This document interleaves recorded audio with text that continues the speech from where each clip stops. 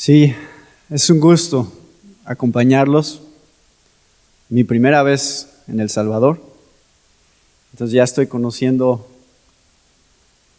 toda la comida, pupusas y todo lo que tienen aquí de su hermoso país y de la cultura. Entonces me da mucho gusto acompañarlos y voy a estar aquí un ratito. Entonces me van a tener que aguantar. Pero me da gusto todo este ministerio que tienen en torno a los matrimonios y fortalecer los matrimonios para que ustedes puedan ser un fiel reflejo de lo que es el Evangelio en la manera en que se relacionan unos con otros. Creo que esa es la gran importancia que tiene el matrimonio dentro de la iglesia. Cuando la gente ve un matrimonio cristiano, está viendo ejemplificado, dramatizado el Evangelio en sus vidas. Por lo menos, esa es la responsabilidad que Dios nos ha dado, ¿no? Entonces, este tema, ¿saben? Me dicen 20 minutos y yo podría tomar 20 minutos solamente en la introducción. Así que, este tema, que es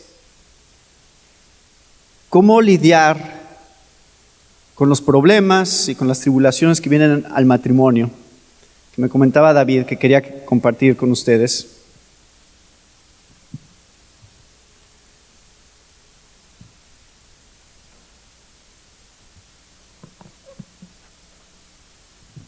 Este tema es tan importante porque tiene que ver, realmente tiene que ver con la manera en que como cristianos vemos el mal y el pecado en general, cómo es nuestra cosmovisión en relación a estas realidades con las cuales nos enfrentamos. Y estaba tratando de pensar sobre esto y estaba tratando de imaginar cómo es que se ve la tribulación en el matrimonio.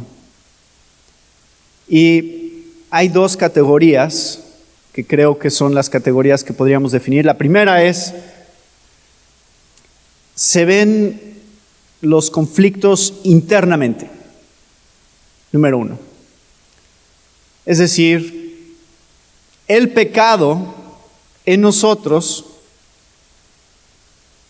saldrá y será conocido de la manera más real por nuestro cónyuge. La persona que mejor nos conoce es nuestra esposa. Esposas, su esposo. Es la persona que debe de conocerlos mejor que nadie. Y eso significa que lo que mejor va a conocer es, quien va a conocer mejor su pecado es esa persona. Lo cual no es fácil. No es fácil lidiar con el pecado de otra persona. Y esto es simplemente parte de la realidad del matrimonio. Significa que estás casado con un pecador o con una pecadora y que eso va a causar conflictos y va a causar problemas. Bueno, eso es una categoría. La otra categoría tiene que ver con conflictos externos. Y entonces el matrimonio se va a ver afectado por toda clase de conflictos externos que vienen hacia el matrimonio. Lo cual significa que este tipo de tribulaciones vendrán por las realidades de una creación caída. Esa es una de las categorías. Número dos, por los pecados de otros. Y número tres, por los ataques de Satanás. Entonces hay desde tres ángulos que el matrimonio va a sufrir tribulación externa. Entonces, primeras dos categorías, conflictos internos y conflictos externos. Conflictos externos se dividen en tres categorías. La realidad de una creación caída, los pecados de otros y los ataques de Satanás. Por ejemplo, las realidades de una creación caída. Romanos 8:20 dice, porque la creación fue sometida a vanidad, no de su propia voluntad, sino por causa de aquel que la sometió, en la esperanza de que la creación misma será también liberada de la esclavitud, de la corrupción, a la libertad de la gloria de los hijos de Dios. Pues sabemos que la creación entera gime y sufre hasta ahora dolores de parto.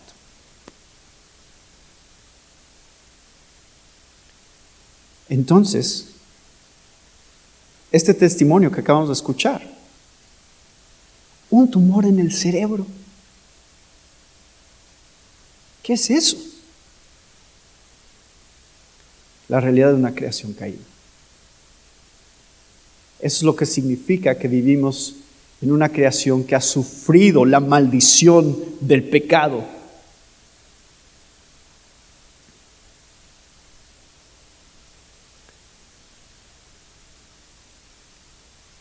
El pecado de otros, las ofensas de otros y también los ataques de Satanás. Un ejemplo de los ataques de Satanás hacia el matrimonio es 1 Corintios 7:5. Hablando justamente de la sexualidad en el matrimonio, Pablo dice, no se priven el uno del otro, excepto de común acuerdo y por cierto tiempo, para dedicarse a la oración. Vuelvan después a juntarse, a fin de que Satanás no los tiente por causa de falta de dominio propio. Entonces, esa es una manera en la cual Satanás ataca el matrimonio, es a través de la tentación sexual, la tentación hacia el adulterio. Es Satanás buscando aprovechar nuestra naturaleza caída, nuestra tendencia hacia el pecado, para hacernos caer y destruir nuestro matrimonio. Y esos son el tipo de conflictos que existen, el tipo de tribulaciones a las cuales nos enfrentamos todos. ¿Cuál es la solución entonces?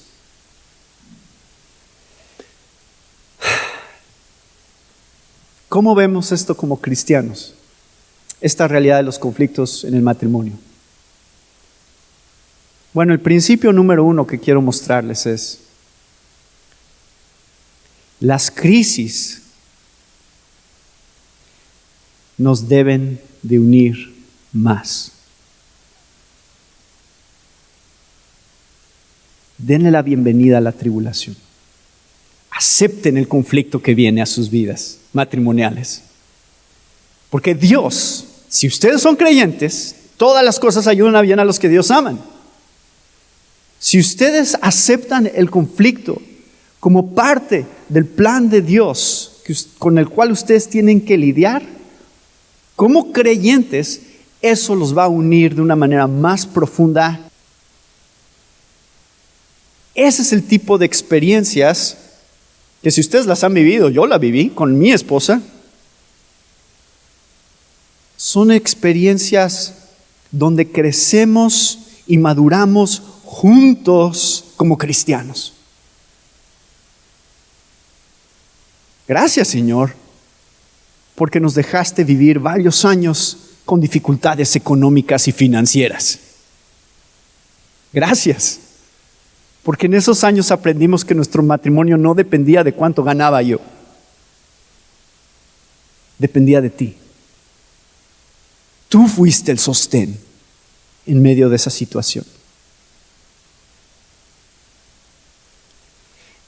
Y hay un elemento también acerca de la tribulación que saca a relucir algo que es parte del diseño de Dios, que es lo que llamamos complementarismo, donde Dios le ha dado ciertas características, cualidades a la mujer, y le ha dado ciertas características y cualidades al hombre que están diseñadas para complementarse mutuamente. Y entonces, en medio de esas tribulaciones, por lo regular es donde se pueden ver esas cosas de una manera más clara. ¿Cómo es que mi esposa ve y trata con esta dificultad? ¿Y cómo es que yo veo y trato con esta dificultad desde un ángulo diferente? Y ambos juntos, lidiando con eso, podemos complementarnos. Entonces, por ejemplo, mi esposa es, en su carácter, algo pesimista. Y entonces tiende a ver el lado un poco más negativo de ciertas cosas que suceden. Y yo soy en general muy positivo acerca de las situaciones. A veces ingenuamente positivo.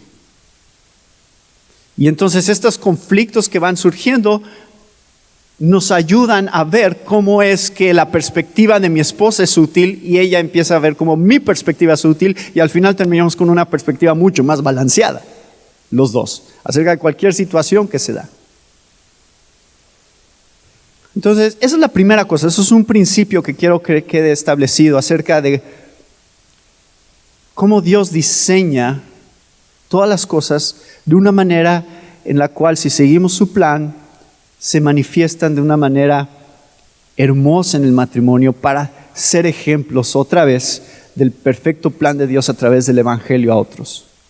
Dios diseñó hombre y mujer para estar juntos y para ejemplificar realidades acerca de Él. Pero también quiero recordarles unos principios. Estos son principios generales. Otra vez, nada más me dieron 20 minutos, así que ya voy hasta al siguiente punto. Principios generales acerca de el conflicto, el mal, la tribulación, el pecado en la vida cristiana.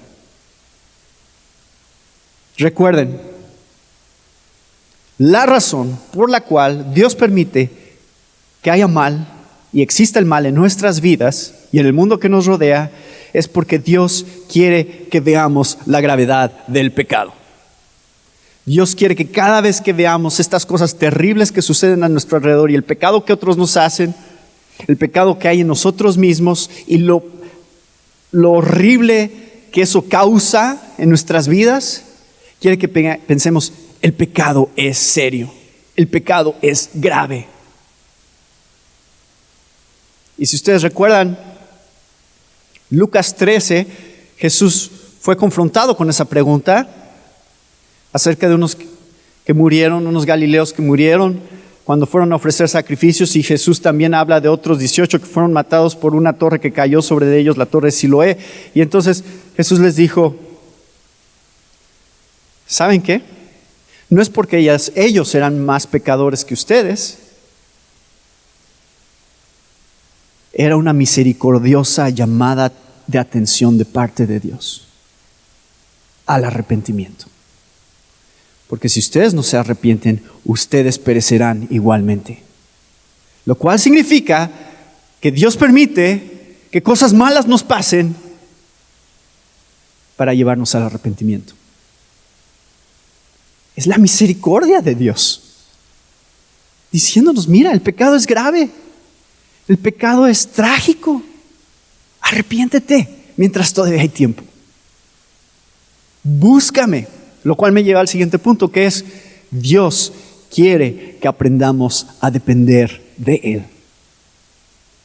Cuando cosas malas nos suceden para que aprendamos mayor dependencia de Dios. Entonces denle gracias a Dios, porque si no fuera porque cosas malas les suceden, pensarían que ustedes están en control, ¿no? Diríamos, mira qué bien sé manejar las cosas. Nunca nos pasa nada malo. Pero es a través de estas circunstancias trágicas y difíciles que vienen a nuestra vida que nosotros volteamos hacia Dios y decimos, yo no puedo, alguien más está en control que no soy yo. Así que más vale que esa persona que está en control sea mi papá, mi Salvador. Que mi vida esté en sus manos completamente. Y por último, la razón por la cual Dios permite que cosas malas nos sucedan y que venga la tribulación a nuestras vidas es porque Dios quiere ser glorificado en todo. Dice Romanos 11:36, porque de Él, por Él y para Él son todas las cosas. A Él sea la gloria. ¿Qué significa eso? Significa que no se trata de ti, que no se trata de tu matrimonio. Ese no es el fin, que seamos felices en nuestro matrimonio. Esa no es la meta. La meta es que Dios sea glorificado en nuestras vidas. Y si requiere sufrimiento, y si requiere tribulación, y si requiere que nos enfrentemos al pecado de nosotros y de otros, que así sea. Porque solo Él sabe cómo puede ser glorificado a través de esas cosas. Solo Él sabe cómo ponernos en circunstancias en nuestras vidas y darnos justamente la cantidad de fe y justamente la cantidad de gracia que necesitamos para enfrentar esa situación. Viene de Él. Yo no puedo. Y si yo les hubiera preguntado,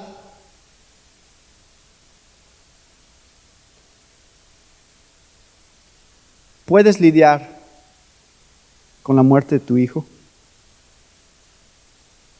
Me habrías dicho no. ¿Por qué no? Humanamente, como papá, como mamá, dirías no, no se puede. Eso es imposible lidiar con eso. Pero la gracia vino de Dios para poder hacerlo.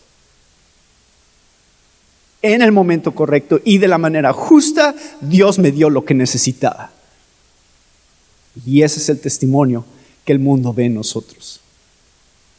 Y la diferencia entre un matrimonio cristiano y uno que no lo es.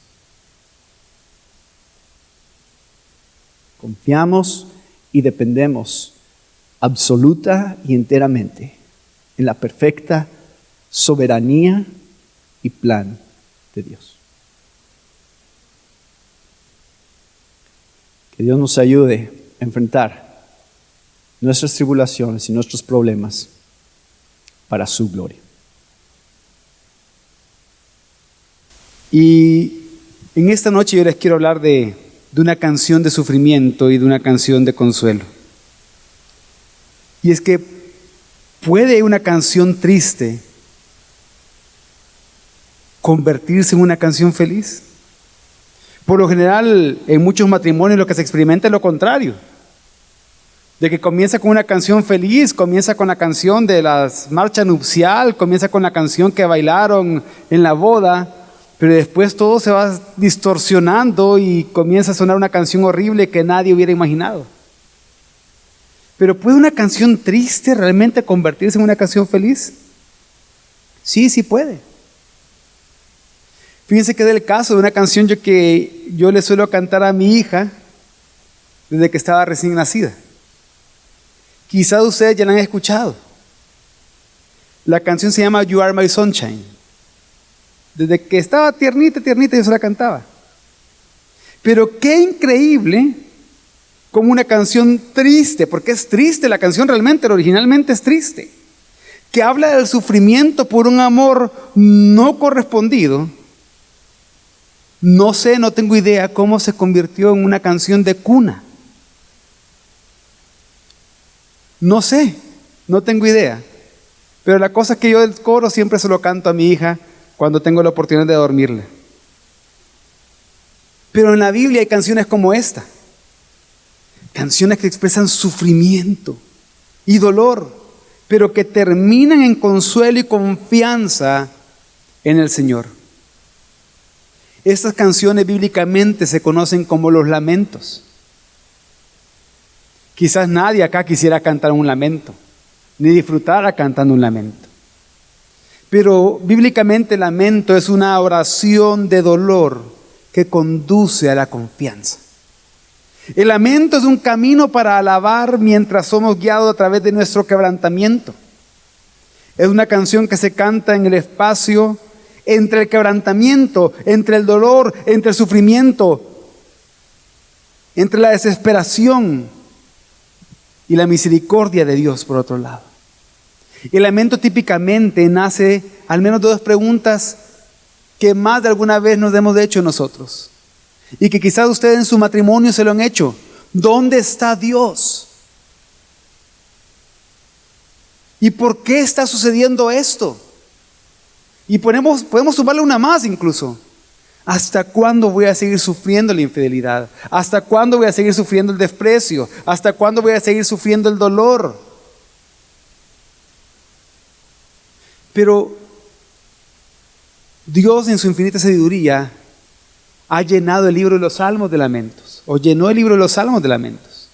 Al menos un tercio de los 150 salmos son lamentos. Es la categoría más grande de todos los salmos, lamentos. Y es que, ¿por qué será la categoría más grande de todos los salmos lamentos? Porque es lo que nos enfrentamos día a día al sufrimiento por causa del pecado, como aprendimos hace un momento con lo que enseñó el pastor Natán. Y por lo general también los lamentos, así como el sufrimiento nos tiene que hacer ver a Dios, los lamentos hacen volvernos a Dios. Nos ayudan a quejarnos, pero quejarnos genuinamente de una manera que glorifica a Dios. Nos ayudan a preguntar con sinceridad y confiar que podemos ser consolados solo en Él. Pero, ¿qué debe hacer entonces un matrimonio que está sufriendo? ¿En dónde un matrimonio debe de buscar respuesta a su situación? ¿Cómo un matrimonio en medio del sufrimiento puede tener alivio? Y hoy a través del Salmo 77 yo quiero responder estas preguntas de la siguiente manera. Cuando llegue el sufrimiento a tu matrimonio, clama a Dios derramando tu corazón y recordando quién es Él y lo que Él ha hecho por ti. En tu sufrimiento, en el sufrimiento en tu matrimonio, clama a Dios. Salmo 77, 1 al 2 dice: mi voz se eleva a Dios y a Él clamaré. Mi voz se eleva a Dios y Él me oirá. En el día de mi angustia busqué al Señor. En la noche mi mano se extendía sin cansarse. Mi alma rehusaba ser consolada. Y aquí lo que vemos es al salmista llorando en oración. Y lo hacía en voz alta, estaba clamando. Dice que estaba clamando a Dios con su mano, llorando, esperando ser consolado, y se cansaba porque no recibía respuesta. Se extendía sin cansarse, ¿por qué? Porque no llegaba la respuesta. Pero esposos que están acá, esposas que están aquí, ¿cuándo fue la última vez que clamaron a Dios? Puede ser que durante los últimos meses hayas llorado con la tristeza que causa el sufrimiento en tu matrimonio. Puede ser que lleves semanas llorando. Puede ser que lleves meses llorando. Puede ser que lleves ya 5, 6, 8 años llorando por el sufrimiento en tu matrimonio y que parece que eso no acaba. Pero ¿has llorado en oración? Porque, hermanos, hay una diferencia, una gran diferencia entre simplemente llorar y llorar en oración.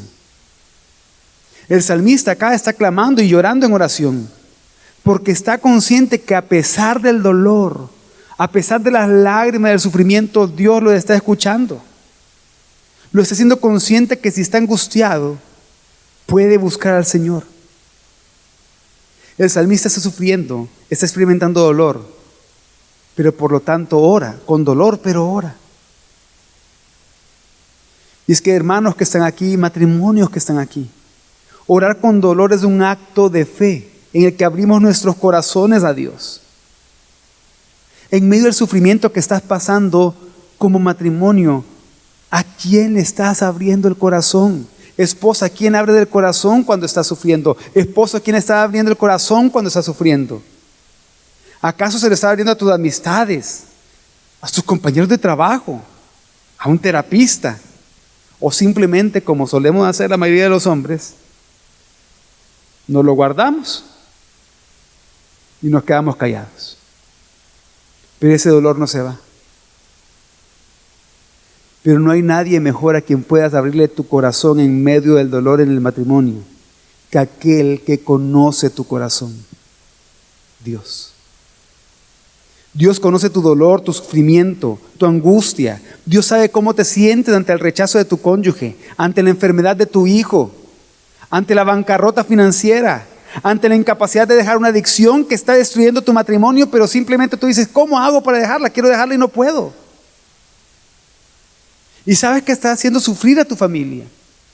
Dios sabe el dolor, el sufrimiento y angustia ante la traición, ante la violencia verbal, psicológica, etc. Abre tu corazón a Dios, clama a Él. No se trata de que vas a orar hasta que ya no sientas dolor o dejes de llorar. No digas, no, cuando deje de llorar voy a orar al Señor. No, ora con dolor. Llora en oración ante Dios. No debes de hacerlo de forma superficial o con palabras rebuscadas. A Dios no le importa cuántas palabras del diccionario te sepas, ni cuántos términos teológicos aprendas. En el momento del dolor a Dios le importa que derrames tu corazón delante de Él.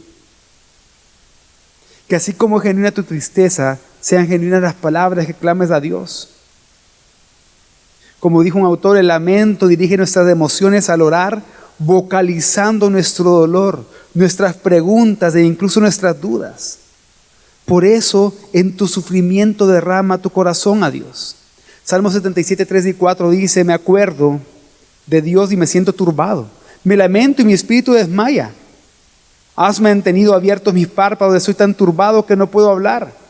El salmista está orando, pero parece ser que sus oraciones no están funcionando. Ora, pero no hay consuelo. Ora, pero el llanto continúa. Pero sigue orando. Hermano, hermana, el lamento no siempre conduce a una solución inmediata y oportuna. El lamento es la canción que cantas creyendo que algún día Dios va a responder y va a restaurar. Esposos que están acá, esposas que están aquí, ¿cuáles son tus luchas? El pecado es tu lucha. La traición es la lucha que enfrentas. La tristeza, la desesperación, la enfermedad, la pérdida de un ser querido. Ora expresando esas luchas. Derrama tu dolor y desesperación delante de Dios. Por eso dice en los versículos 5 y 6, he pensado en los días pasados, en los años antiguos. De noche me acordaré de mi canción, en mi corazón meditaré y mi espíritu indaga. Está bien llorar. Está bien preguntarse por qué y venir a Dios con nuestras dudas, con nuestros temores, con nuestras quejas incluso. Miren, nosotros no somos capaces de lidiar con quejas. A mí me pasa que cuando estoy en un ambiente de quejas, yo me harto. Pero Dios sí puede lidiar con tus quejas, porque Él es tu Padre Celestial que te muestra gracia y misericordia. En medio de circunstancias dolorosas surgen preguntas grandes, surgen preocupaciones inmensas. El salmista está pensando en los días pasados, está indagando, está recordando, meditando, y eso lo lleva a hacer preguntas. El versículo 7 al 9 dice, ¿rechazará el Señor para siempre? ¿No mostrará más su favor? ¿Ha cesado para siempre su misericordia? ¿Ha terminado para siempre su promesa? ¿Ha olvidado Dios tener piedad? ¿O ha retirado con su ira su compasión? ¿Acaso Dios quiere que me vaya mal? ¿Para qué Dios dejó que me casara si estoy sufriendo así? ¿Se ha olvidado Dios de mi matrimonio? ¿No tendrá misericordia en medio del dolor de mi familia? ¿Que acaso a Dios se le olvidó cumplir sus promesas? ¿Estaré enojado conmigo y por eso me pasa todo esto? ¿Acaso esto nunca va a terminar? ¿Dejará Dios que se sigan burlando de mí? Y así como el salmista, tú puedes orar honestamente, orar tus preguntas y tus quejas a Dios. En medio del dolor y el sufrimiento a veces surgen emociones difíciles que no se basan en la verdad, aunque se sientan verdaderas. Son emociones que se basan en las circunstancias que te rodean.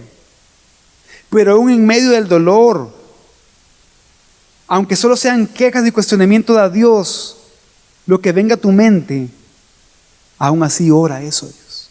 Dile eso a Dios, derrama tu corazón a Dios. Haz esas preguntas, expon tus quejas a Él. Miren, cualquiera puede llorar, pero se necesita fe para recurrir a Dios en medio del llanto. Matrimonios que están acá, no tengan miedo de hacer preguntas a Dios. Cuando estén orando con dolor, no tengan miedo de hacerles preguntas a Dios, de preguntar por qué, hasta cuándo, dónde estás, Dios. Porque en medio de la oración perseverante, quizás no se vaya a solucionar tu circunstancia, pero sí va a ser llevado en medio del dolor a no enfocarte en el sufrimiento ni en esas preguntas difíciles, sino que serás guiado a la verdad de quién es Dios. En tu sufrimiento recuerda quién es Dios y lo que ha hecho por ti. Por eso los versículos 10 y 15 del Salmo 77 dicen: entonces dije, este es mi dolor, que la diestra del Altísimo ha cambiado. O sea, él pensaba que Dios había cambiado con él, que Dios lo había dejado. Pero luego dice el versículo 11, me acordaré de las obras del Señor.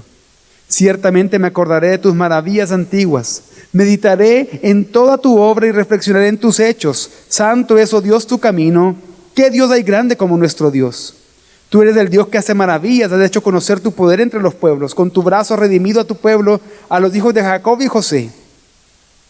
Y aquí la oración de lamento, ese llanto, gira hacia una especie de resolución.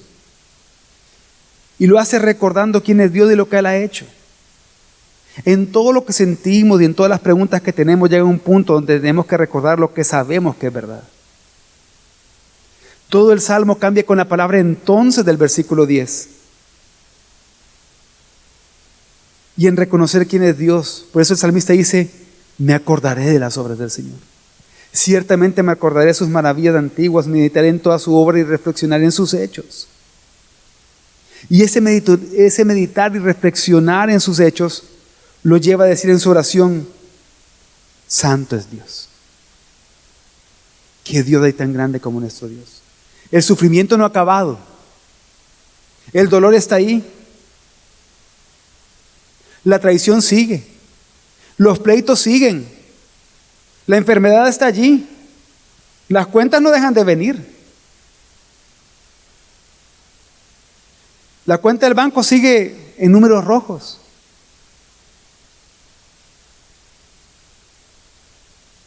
Todo eso sigue. Pero del dolor comenzamos a ver a Dios que es santo y que no hay nadie como Él. Podemos notar el cambio de las preguntas que hizo antes a lo como está viendo a Dios ahora. Del lamento sincero, de la queja sincera, vamos a ver el carácter de Dios en medio del dolor y sufrimiento, su soberanía, su bondad y su amor. Vamos a recordar en nuestro corazón que Dios ha sido fiel antes y lo seguirá siendo hoy. Mientras todavía estamos sufriendo, el lamento nos recuerda a nuestros corazones que lo que creemos es verdad. Por eso el Salmo 77 concluye con el momento que definió al pueblo de Israel y su relación con Dios. Recuerda el Éxodo, en que Dios demostró su fidelidad y amor, y dice los versículos 16 al 20. Las aguas te vieron, oh Dios, te vieron las aguas y temieron. Los abismos también se estremecieron. Derramaron agua a las nubes, tronaron las nubarrones.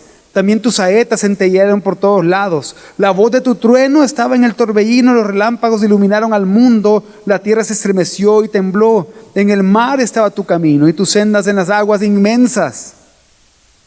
Y no se conocieron tus huellas. Como rebaño guiaste a tu pueblo por mano de Moisés y de Aarón. Y es que llega el momento en que el salmista detiene su interrogatorio, lo afirma, detiene su corazón herido y lo afirma en el único evento redentor más grande de la vida de Israel, que definió la comprensión de Dios del pueblo de Israel. Recordar la redención de Dios en el pasado fue alivio a su alma cansada. En medio del dolor que estás experimentando hoy en tu matrimonio,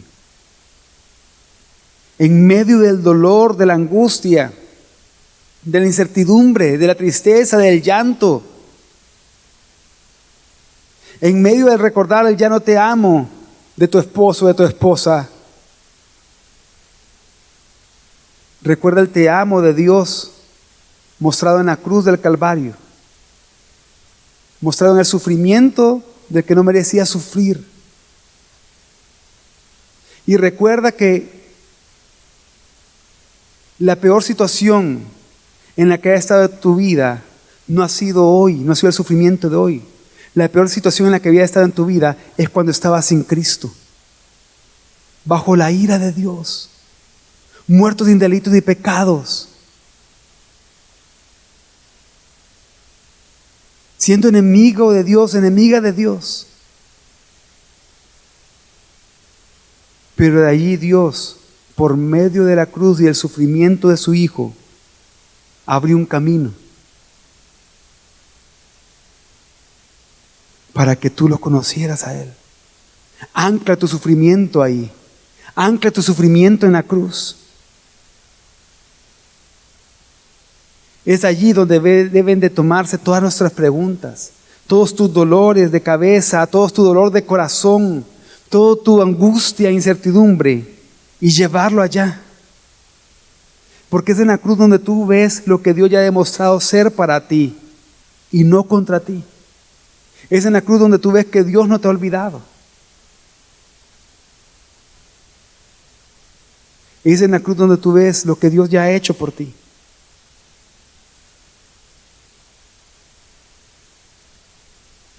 Orar de esta manera no va a cambiar tus circunstancias. No va a hacer que lo que te cause dolor y sufrimiento se vaya. Pero sí te va a dar confianza en aquel que controla tu vida, que controla tu sufrimiento, que ocupó el sufrimiento del que no merecía sufrir para darte vida. Y te va a llevar entonces a experimentar la confianza de presentar tu queja y petición a Dios. Va a fortalecer tu fe, dándote esperanza para que alabes con sinceridad aún en medio del dolor. Vas a pasar de una canción de dolor y sufrimiento a una canción de consuelo y confianza en Dios. No va a cambiar tu circunstancia, pero hará que en medio de tu circunstancia camines confiando en Dios, siendo consolado por Él, recordando quién es Él y lo que Él ha hecho y sigue haciendo por ti. Por eso, cuando llegue el sufrimiento de tu matrimonio, clama a Dios derramando tu corazón y recordando quién es Él y lo que Él ha hecho por ti. Y verás cómo, aún en medio del dolor,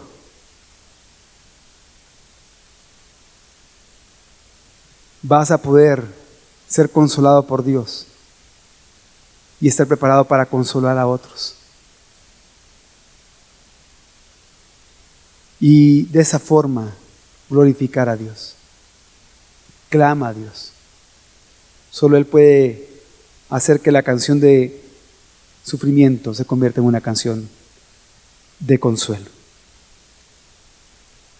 La primera pregunta, y bien interesante, dice: ¿la depresión clínica es parte del sufrimiento? Así que, pastores. Sí, yo pienso que sí. Obviamente estamos hablando de una depresión ya diagnosticada por un profesional de la salud, en este caso un psiquiatra, que es el experto en esa área. Pero ¿por qué es parte del sufrimiento? No solo por las consecuencias y el dolor que puede traer aquel que lo ha padecido, sino que también tenemos que irnos más atrás. ¿De dónde viene ese sufrimiento? Sí, obviamente viene de circunstancias externas, pero también de circunstancias internas. Pero yéndonos más atrás, viene del pecado. No podemos olvidar que el sufrimiento en el mundo comenzó por causa de la caída del ser humano, por causa del pecado. Toda enfermedad, por lo tanto, también es una consecuencia del pecado y algo que nos está recordando todos los días, a toda hora que nosotros pasamos y vemos que hay un hospital en nuestra ciudad, en nuestra colonia, que hay personas que trabajan, que son médicos, enfermeras, que trabajan en esa área. Todos los días que pasamos por un hospital o entra a su trabajo en un hospital, tiene que recordar que Si usted trabaja en un hospital es porque hace mucho tiempo el hombre pecó. Y con eso se comenzó a corromper todo. Pero, así como el pecado fue vencido por la cruz y por la resurrección, por el Evangelio, también la depresión clínica, aunque también se tiene que ir, porque es clínica, se tiene que ir acompañada de lo que en este caso el médico psiquiatra diga, pero también hay esperanza para aquellos que están viviendo en depresión, así como hay esperanza para aquellos que están viviendo en cualquier otro tipo de enfermedad. Y esa esperanza también es del Evangelio. No sé si tú quieres añadir algo, Pastor Natán. No, ya, la buena respuesta es parte de la condición caída y de la creación caída, es como toda otra enfermedad, pero La otra es para vos, entonces. Ok, la siguiente. Poner una difícil. Una difícil, ¿verdad? Sí. Una yuca. Vaya. Dice, siguiente pregunta. ¿En algún momento podré descansar de ese sufrimiento? Fácil. bueno, toda la Biblia nos está apuntando hacia el final. Es decir, el sufrimiento que hay hoy en nuestras vidas es temporal. Entonces, Romanos 8:18 dice, considero que las aflicciones del tiempo presente no son comparables con la gloria venidera que en nosotros ha de manifestarse, lo cual significa que siempre podemos ver nuestro sufrimiento en el presente a la luz de un día en el cual se acabará. Y la verdad, ¿cuánto tiempo vivimos? O sea, yo ya estoy probablemente en más de la mitad de mi vida que he vivido. Tengo 43 años, por si se preguntaban mi edad. Y ya sé que, o sea, no sé, si vivo 80 años, sería una vida longeva. Cuando menos vea, ya se acabó. La verdad es que esto es tan pequeño comparado con lo que viene. Entonces, una analogía que escuché una vez a Piper contar, ya voy a empezar a predicar, espero que, no, es breve, decía, es como si tú hubieras tenido un familiar multimillonario que se muere, tú no sabías que era multimillonario, pero se muere y te dicen, te heredó todo, aquí está el cheque, y tú vas en camino a depositar ese cheque en tu cuenta de banco.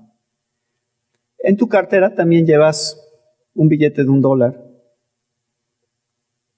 y en el camino al banco te asaltan y te quitan tu cartera.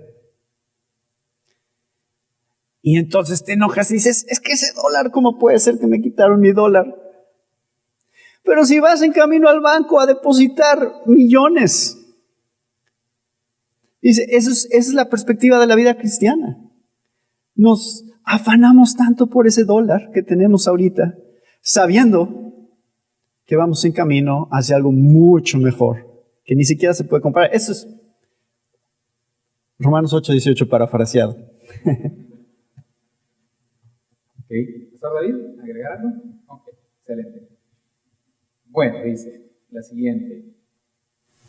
¿Puedo sufrir un maltrato verbal de mi esposa y que me haga a un lado por su hijo? Yo no tengo hijos con ella o con él, creo que es el esposo. Entonces, para volver a repetir, ¿puedo sufrir un maltrato verbal de mi esposo y que me haga a un lado por su hijo? Yo no tengo hijos con él.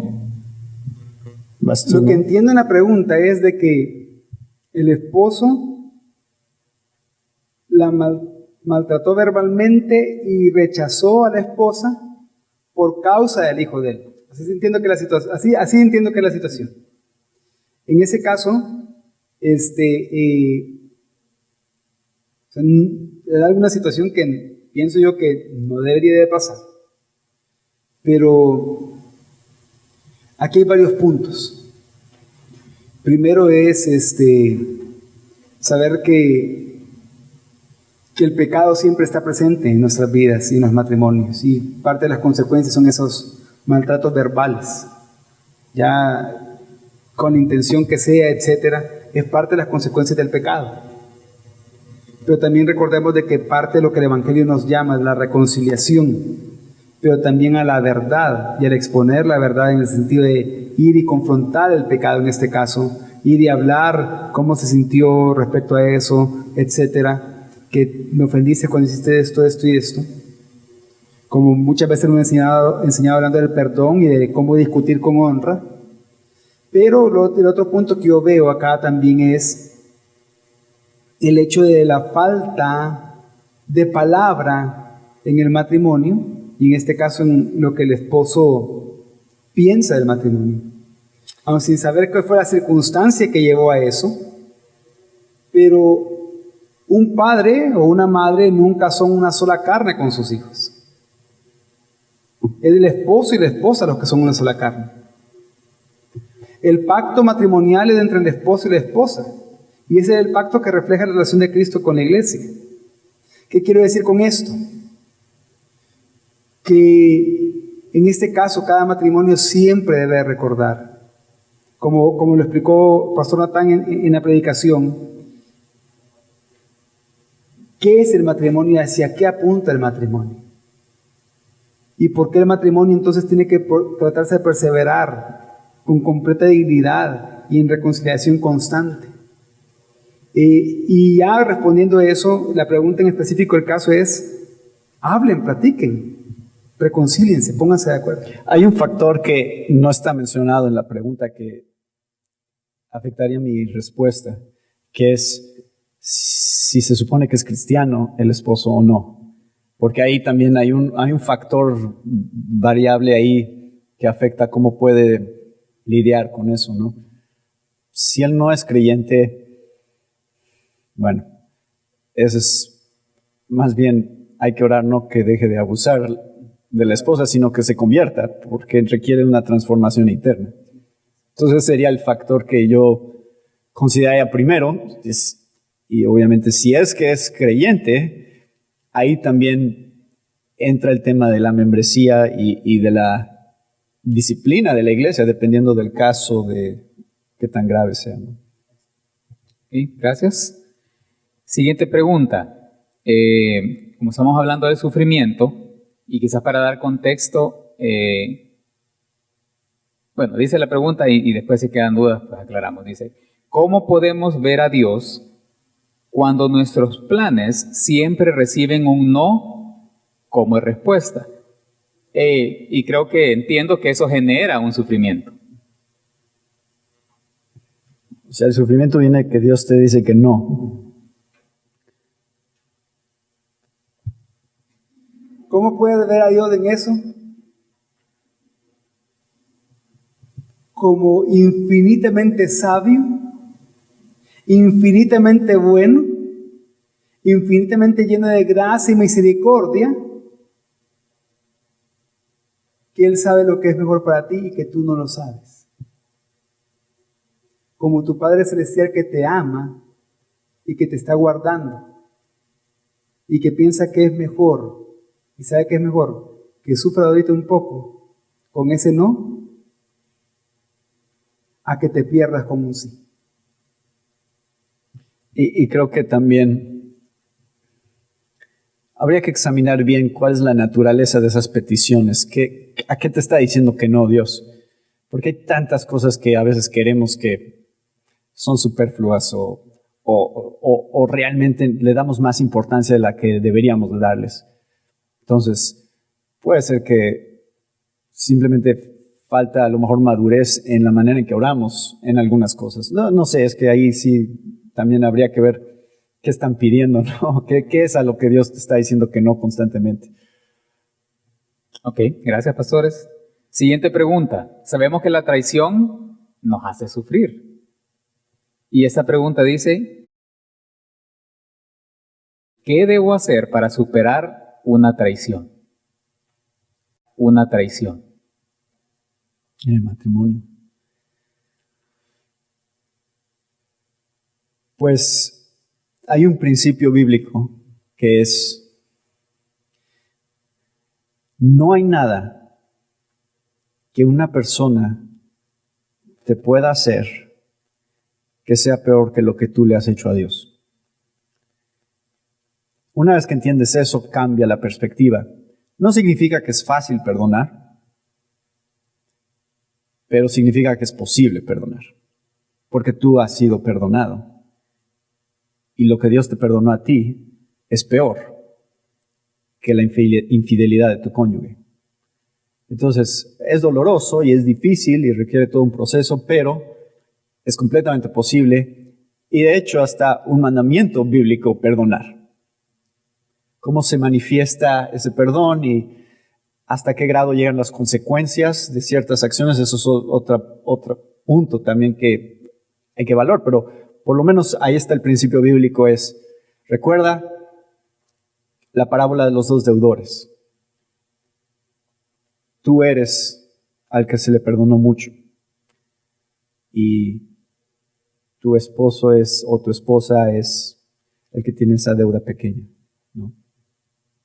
Sí, y en ese caso también recordar que si ambos forman parte de una iglesia local, pueden contar con su iglesia local. Pueden contar con su iglesia local para un proceso de consejería, pueden contar con su iglesia local para discipularse, pero sobre todo para que por medio de la consejería bíblica, a la luz de la palabra, después de un proceso o a través de un proceso, puedan ver a Dios y ver el Evangelio y aplicarlo a su matrimonio para poder vivir ese perdón y saber cómo enfrentar las consecuencias también del perdón. Ok, ¿espacio para una pregunta más? Ok. Mi trabajo no me deja estar tiempo con mi familia. Yo sufro porque ni a la iglesia podemos asistir. ¿Qué puedo hacer para no sufrir el no ir a la iglesia? Porque lo necesitamos. Cambio de trabajo. Sí, lo que pasa es de que es una cuestión de prioridades.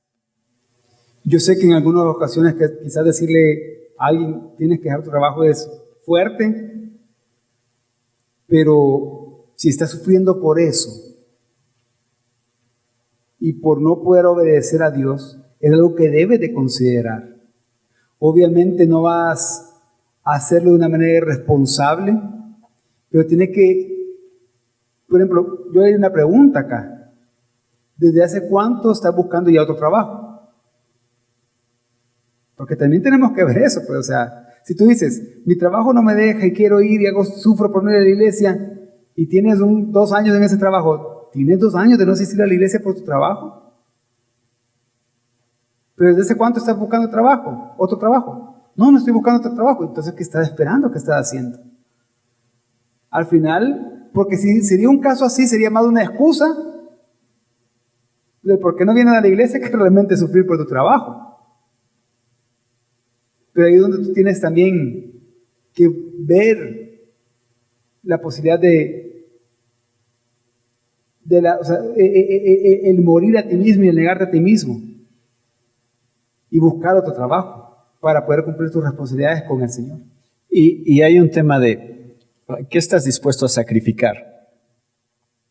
¿A tu familia, el crecimiento espiritual, o sacrificar a lo mejor ciertas comodidades de un trabajo que paga menos? De tener que ajustar tu estilo de vida. ¿Cuál sacrificio vale más la pena, no?